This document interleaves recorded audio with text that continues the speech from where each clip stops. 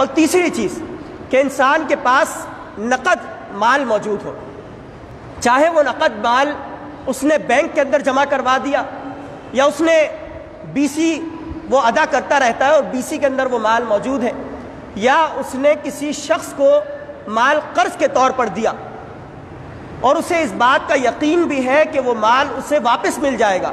قرضہ دیا اور یقین ہے کہ وہ مال اسے واپس مل جائے گا، یعنی نقد مال جس صورت میں بھی ہو ایسی صورت ہو کہ جس پر قبضہ کرنے کا اور جس کو استعمال کرنے کا بندے کو اختیار ہو، تو ایسے نقد مال اگر وہ 52.5 تولہ چاندی تک پہنچتا ہو،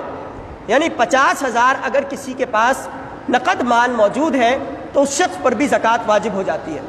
پہلی چیز سونا 7.5 تولہ موجود ہو، دوسرا چاندی